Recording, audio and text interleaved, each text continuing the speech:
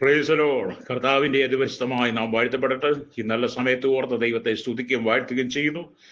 വചനം കേട്ടുകൊണ്ടിരിക്കുന്ന പ്രിയപ്പെട്ടവരുമായി അല്പസമയത്തെ ദൈവന ചിന്തയ്ക്ക് ഒരു ദൈവജനം പങ്കുവെക്കാൻ ആഗ്രഹിക്കുന്നു. യോഹന്നാൻ എഴുതിയ സുവിശേഷം 1-ാം അധ്യായം 14-ാമത്തെ വാക്യം. വചനം ജഡമായി തീർന്നു, കൃപയും സത്യവും നിറഞ്ഞവനായി നമ്മുടെ ഇടയിൽ പാർത്തു. ഞങ്ങൾ അവന്റെ തേജസ് പിതാവിൽ നിന്ന് ഏകജാതനായവന്റെ തേജസ്സായി കണ്ടുവന്ന യേശു സ്നേഹിച്ച യേശുവിന്റെ ശിഷ്യനായിരുന്ന അപ്പോസ്തലനായിരിക്കുന്ന യോഹന്നാൻ ഇവിടെ നമുക്ക് വെളിപ്പെടുത്തി തരുന്ന ദൈവവചനമാണ് വായിച്ചത്. ഹല്ലേലൂയ. യേശു ക്രിസ്തുവിന്റെ ഈ ലോകത്തിലേക്കുള്ള മനുഷ്യാവതാരം എടുത്തുള്ള ജനനവും യേശുവിന്റെ പ്രവർത്തികളും യേശുവിന്റെ ശുശ്രൂഷകളും യേശു ഭൂമിയിലായിരുന്നപ്പോൾ മനുഷ്യനുമായി സംസർഗം ചെയ്തതും സംസാരിച്ചതുമെല്ലാം വ്യക്തമായി വേദപുസ്തകത്തിൽ നമുക്ക് വെളിപ്പെടുത്തി തരുന്നുണ്ട്. ഹല്ലേലൂയ. യേശു ക്രിസ്തുവിനെ കുറിച്ചും യേശുവിന്റെ ദൈവത്വത്തെക്കുറിച്ചും യേശു ക്രിസ്തുവിന്റെ ജനനത്തെക്കുറിച്ചും ഒക്കെ വളരെ വിശകലമായി പഠിക്കുമ്പോൾ അതിനെതിരെ നിൽക്കുന്ന ഒരു കൂട്ടം ജനം തിരിച്ചറിയേണ്ട സത്യമുണ്ട്. ഹല്ലേലൂയ. യോഹന്നാന്റെ സുവിശേഷം 1-ാം അധ്യായം നിങ്ങൾ 1 തൊട്ടുള്ള വാക്യങ്ങൾ വായിച്ചാൽ അവിടെ സത്യമായിട്ട് അത് കാണാൻ കഴിയും. ആദിയിൽ വചനം ഉണ്ടായിരുന്നു, വചനം ദൈവത്തോടു കൂടിയായിരുന്നു, വചനം ദൈവമായിരുന്നു, അവൻ ആദിയിൽ ദൈവത്തോടു കൂടെയായിരുന്നു, സകലവും അവൻ മുഖാന്തരം ഉളവായതൊന്നും അവനെ കൂടാതെ ഉളവായതല്ല.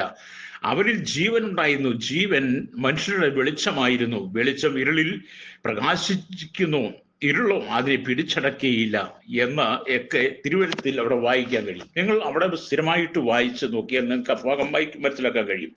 അപ്പൊ യേശു ലോകത്തിന്റെ സൃഷ്ടാവായും ഹല്ലേലൂയ പരിപാലകനുമായിരുന്നു എന്ന് യോഹന്നാന്റെ സുവിശേഷം 1-ാം അധ്യായം 1 തൊട്ട് അതിന്റെ 13 വരെയുള്ള വാക്യങ്ങൾ വായിച്ചിട്ട് യേശുവിന്റെ ജനനത്തെക്കുറിച്ച് അല്ലെങ്കിൽ യേശു എങ്ങനെയാണ് ഈ ഭൂമിയിൽ വന്നതിനെ കുറിച്ച് അവിടെ രേഖപ്പെടുത്തുന്നുണ്ട്. ഹല്ലേലൂയ. ആമേൻ, സ്തോത്രം. യേശു സ്വർഗത്തിൽ തന്റെ ഹല്ലേലൂയ വാസസ്ഥലം ഉറപ്പിച്ചു. അവിടെ ഇരുന്ന് ആയിരിക്കാതെ യേശു എന്ത് ചെയ്തു? ദൈവത്തുള്ള സമത്വം മുറുകെ പിടിച്ചുകൊള്ളണം വിചാരിക്കാതെ തനിക്കുള്ള സകല മഹിമകളും വെടിഞ്ഞ് ഈ ഭൂമിയിലേക്ക് ജനിച്ചവനാണ്. അവൻ സാക്ഷാൽ മനുഷ്യനായി തന്നെ ഈ ഭൂമിയിൽ ജനിച്ചുവെന്ന് നമുക്ക് മനസ്സിലാക്കാൻ കഴിയും. അപ്പൊ യേശു മനുഷ്യനായി അവതാരം ചെയ്തതിന് 2 കാരണങ്ങൾ ഉണ്ടായിരുന്നു എന്ന് വിശുദ്ധ വേദപുസ്തകം പഠിപ്പിക്കുകയാണ്. അതിൽ നാം ചിന്തിക്കുന്നത് മനസ്സിലാക്കാൻ കഴിയുന്നത് മനുഷ്യാവതാരത്തിന്റെ 1-ാമത്തെ കാരണം എന്ന് പറയുന്നത് യേശുവിനെ നാം നോക്കി നമുക്ക് ദൈവം എങ്ങനെയാണ് എന്ന് മനസ്സിലാക്കുവാൻ വേണ്ടി ദൈവം മനുഷ്യാവതാരം എടുത്തു. ആരും ഒരിക്കലും പിതാവായി ദൈവത്തെ കണ്ടിട്ടില്ല എന്ന് യോഹന്നാന്റെ സുവിശേഷം 6:46 വായിക്കുന്നുണ്ട്. എന്നാൽ യേശു പിതാവിനെ നമുക്ക് കാണിച്ചു തന്നു എന്ന് യോഹന്നാന്റെ സുവിശേഷം 12:45 അല്ലെങ്കിൽ 14:7-9 വാക്യങ്ങൾ വായിച്ചാൽ കാണാൻ കഴിയും. ഉദാഹരണമായി ചിന്തിക്കുമ്പോൾ യേശുവിനെയും യേശു പറഞ്ഞ വാക്കുകളും യേശു ചെയ്ത പ്രവൃത്തികളെ നോക്കിയാൽ പിതാവും നല്ലവനും സ്നേഹനിധിയും നമ്മുടെ പാപങ്ങളെ ക്ഷമിക്കുന്നവനും ആണെന്ന് നമുക്ക് മനസ്സിലാക്കാൻ കഴിയും. അവൻ നമ്മുടെ സകല ആവശ്യങ്ങളുടെയും സകല പ്രശ്നങ്ങളെയും കുറിച്ച് കരുതലുള്ളവനായിരുന്നു യേശു എന്ന് നമുക്ക് തിരിച്ചറിയാൻ കഴിയും. ഹല്ലേലൂയ. അപ്പൊ യേശുവിന്റെ മനുഷ്യാവതാരത്തിന്റെ 1-ാമത്തെ ഭാഗം നമ്മൾ ചിന്തിക്കുമ്പോൾ യേശു ലോകരക്ഷിതാവാണ്, ലോക സൃഷ്ടാവാണ്, മനുഷ്യനെ കുറിച്ച് കരുതലുള്ളവനാണ്, മനുഷ്യന്റെ ആവശ്യങ്ങൾ അറിഞ്ഞിരുന്നവനാണ്. പാപത്തിൽ നിറയപ്പെട്ട് കിടന്ന ന്യായപ്രമാണത്തിന് കീഴിൽ അടിമപ്പെട്ട് കിടന്ന ജനത്തിന് വിടുതൽ ലഭിക്കുവാൻ വേണ്ടി ഭൂമിയിൽ മറ്റൊരു മാർഗത്തിന് കഴിയാതിരുന്നപ്പോഴാണ് പിതാവായി ദൈവം തന്റെ പുത്രനായിരിക്കുന്ന യേശുവിനെ ഭൂമിയിലേക്ക് അയക്കുക തന്നെ ചെയ്തത്. എന്നെ കേൾക്കുന്ന പ്രിയ സ്നേഹിത, യേശു ക്രിസ്തുവിന്റെ ദൈവത്വത്തെ നിഷേധിക്കുകയും യേശുവിന്റെ ജനനത്തെക്കുറിച്ച് നിഷേധിക്കുകയും ചെയ്യുന്ന എന്നെ കേൾക്കുന്ന പ്രിയപ്പെട്ടവരോട് പറയട്ടെ, നിങ്ങൾ യഥാർത്ഥത്തിൽ സത്യവേദപുസ്തകം വായിച്ചാൽ യേശു ആരാണെന്നും ദൈവം ആരാണെന്നൊക്കെ മനസ്സിലാക്കാൻ കഴിയും. ഹല്ലേലൂയ. യേശു ക്രിസ്തുവിന്റെ മനുഷ്യാവതാരത്തിന്റെ 2-ാമത്തെ കാരണം എന്ന് പറയുന്നത് നമ്മുടെ രക്ഷയ്ക്ക് വേണ്ടി അവൻ മരിക്കുകയും ഉയർക്കുകയും ചെയ്തു എന്നുള്ളതാണ്. യേശുവിനെ നമ്മുടെ വീണ്ടെടുപ്പുകാരനായിട്ട് വേദപുസ്തകം വെളിപ്പെടുത്തുകയാണ്. അപ്പം മനുഷ്യന്റെ രക്ഷ എന്ന് പറയുന്നത് യേശു ക്രിസ്തുവിന്റെ മാത്രമാണ്. ഈ ഭൂമിയിൽ മനുഷ്യർക്ക് രക്ഷ നൽകുവാൻ ഈ ലോകത്തിലെ ഒരു സിദ്ധാന്തങ്ങൾക്കും ഒരു പ്രമാണങ്ങൾക്കും ഒരു മതങ്ങൾക്കും കഴിയില്ല. പാപത്തിൽ വീണ് കിടന്ന ജനത്തിന് പാപമോചനം നൽകുവാൻ യേശു ക്രിസ്തുവിന്റെ മാത്രമേ കഴിയുള്ളൂ. അതുകൊണ്ടാണ് യേശു മനുഷ്യാവതാരം എടുത്ത് മനുഷ്യന്റെ പാപങ്ങൾക്ക് വേണ്ടി ക്രൂശിൽ മരിച്ചു എന്ന് പറയുന്നത്. അപ്പം പാപത്തിൽ നിന്നും ന്യായപ്രമാണത്തിന്റെ ശാപത്തിൻ കീഴിൽ നിന്നും നമ്മെ വീണ്ടെടുക്കുവാൻ ആമീൻ, യേശു ക്രിസ്തു ഈ ഭൂമിയിലേക്ക് വന്നു എന്ന് നമുക്ക് മനസ്സിലാക്കാൻ കഴിയും. എന്നെ കേൾക്കുന്ന പ്രശ്നികത, നമ്മുടെ സ്വാതന്ത്ര്യത്തിനുള്ള വില വെള്ളിയോ പൊന്നോ കൊടുത്തല്ല യേശു വാങ്ങിയത്, പിന്നെയോ അവന്റെ വിലയേറിയ രക്തം കൊണ്ടത്രയെന്ന് വിശുദ്ധ വേദപുസ്തകം വായിക്കുമ്പോൾ കാണാൻ കഴിയുന്നുണ്ട്. അതിനെക്കുറിച്ച് പത്രോസ് രേഖപ്പെടുത്തുന്നത് ഇങ്ങനെയാണ്. 1 പത്രോസിന്റെ ലേഖനം 1-ാം അധ്യായം അതിന്റെ 18-ാമത്തെ വാക്യം തൊട്ട് നിങ്ങൾ വായിക്കുമ്പോൾ കാണുന്നുണ്ട്, വ്യർത്ഥവും പിതൃപാരമ്പര്യമായുള്ള നിങ്ങളുടെ നടപ്പിൽ നിന്ന് നിങ്ങൾ വീണ്ടെടുത്തിരിക്കുന്നത് പൊന്നു വെള്ളി മുതലായ അഴിഞ്ഞു പോകുന്ന വസ്തുക്കളെ കൊണ്ടല്ല, ക്രിസ്തു എന്ന നിർദോഷവും നിഷ്കളങ്കവുമായ കുഞ്ഞാടിന്റെ വിലയേറിയ രക്തം കൊണ്ട് എത്രയെന്ന് ഈ വചനത്തെ ഒന്ന് മാറ്റി എഴുതുവാൻ ആർക്കും കഴിയില്ല. ശ്രോതാവേ, യേശുവിന്റെ ദൈവത്വത്തെ നിഷേധിക്കുന്നവരും യേശുക്രിസ്തുവിന്റെ ജനനത്തെ നിഷേധിക്കുന്നവരും യേശുക്രിസ്തുവിന്റെ ഇവിടെയുള്ള മാനകുലത്തിന്റെ വീണ്ടെടുപ്പിനെ നിരസിക്കുന്നവരും പറയട്ടെ, യേശു മാത്രമല്ലാതെ ഈ ഭൂമിയിൽ ഈ ലോകത്തിൽ ഒരു രക്ഷകനില്ല. അവൻ മനുഷ്യന്റെ പാപത്തിന് പരിഹാരം നൽകുന്നവനാണ്, മനുഷ്യനെ ശാപത്തിൽ നിന്ന് വിടുവിക്കുന്നവനാണ്, മനുഷ്യൻ സമാധാനം കൊടുക്കുന്നവനാണ്, മനുഷ്യന്റെ സകല സാഹചര്യങ്ങളും അറിയുന്നവനാണ്, മനുഷ്യനെ സ്വതന്ത്രനായി വിടുവാൻ, സ്വതന്ത്രനാക്കി തീർക്കുവാൻ, പാപത്തിന്റെ ചങ്ങല പൊട്ടിച്ച് പാപത്തിന്റെ ബന്ധനങ്ങളെ അഴിച്ച് നമുക്ക് സൃഷ്ടമായി ദൈവമായി അടുത്ത് സഹകരിക്കുവാൻ, അടുത്ത് ബന്ധപ്പെടുവാൻ, സ്വർഗവുമായി നമുക്ക് ചേർന്ന് നടക്കുവാൻ വേണ്ടി യേശു നമുക്ക് വേണ്ടി മനുഷ്യാവതാരം എടുത്തു. ഹല്ലേലൂയ. അപ്പൊ യേശു ക്രിസ്തുവിലൂടെ നമുക്കുള്ള സ്വാതന്ത്ര്യം വെള്ളിയോ പൊന്നോ കൊടുത്തല്ല യേശു വാങ്ങിയത്, പിന്നെയോ അവന്റെ വിലയേറിയ രക്തം കൊണ്ടാണെന്ന് പത്രോസ് രേഖപ്പെടുത്തുകയാണ്. ഹല്ലേലൂയ.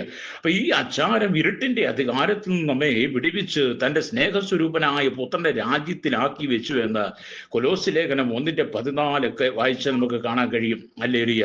എന്നെ കേൾക്കുന്ന സ്നേഹിത, ഇരുട്ടിന്റെ അധികാരത്തിൽ കിടന്ന താങ്കൾക്ക് ഒരിക്കലും ഇരുട്ടിൽ നിന്ന് വെളിച്ചത്തിലേക്ക് വരുവാൻ കഴിയില്ലായിരുന്നു. താങ്കളുടെ പാരമ്പര്യം, താങ്കളുടെ ജീവിത സാഹചര്യങ്ങൾ, താങ്കളുടെ കുടുംബ പശ്ചാത്തലം, താങ്കളുടെ സ്വഭാവങ്ങളെല്ലാം താങ്കൾക്ക് പരിശോധിച്ചു തുടങ്ങിയാൽ, ഒന്നുകൂടെ പുറകോട്ട് നിങ്ങളുടെ കുടുംബ പാരമ്പര്യ ചരിത്രങ്ങൾ പഠിച്ചു വന്നാൽ നിങ്ങൾക്ക് ഒരിക്കലും ഈ ഭൂമി ജീവിക്കുവാൻ പോലും യോഗ്യതയില്ലായിരുന്ന സ്ഥാനത്ത്, ഹല്ലേലൂയ, ഈ ഭൂമി നിങ്ങൾക്ക് യോഗ്യതയോടെ നടക്കുവാൻ, തല ഉയർത്തി നടക്കുവാൻ, നിങ്ങളുടെ പാപത്തിന് പരിഹാരം നിങ്ങളെ രക്ഷകൻ ഉണ്ടെന്ന് നിങ്ങൾക്ക് വെളിപ്പെടുത്തി തന്നത് കർത്താവായ യേശു ക്രിസ്തുവാണ്.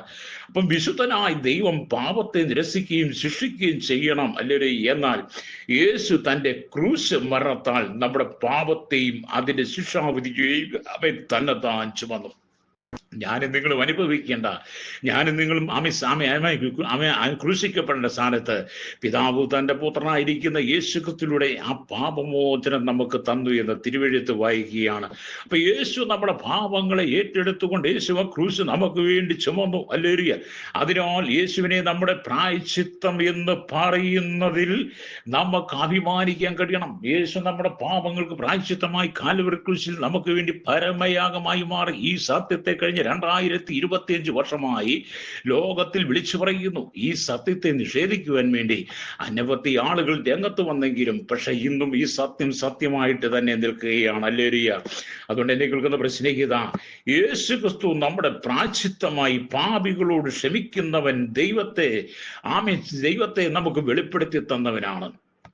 യേശു നമുക്ക് വേണ്ടി പ്രായശ്ചിത്തമായി പാപങ്ങൾക്ക് മോചനം തന്നു, നമ്മെ വിശുദ്ധനാക്കി മാറ്റി. ഹല്ലേലൂയ. വിശുദ്ധിയുടെ പദവിയിലേക്ക് സ്വർഗത്തിൽ നമുക്കൊരു അവകാശമുണ്ടെന്ന് വെളിപ്പെടുത്തി തന്നത് യേശുവാണ്. എന്നെ കേൾക്കുന്ന ശ്രോതാവി, മരണമുണ്ട്, മരണാനന്തര ഒരു ജീവിതമുണ്ട്.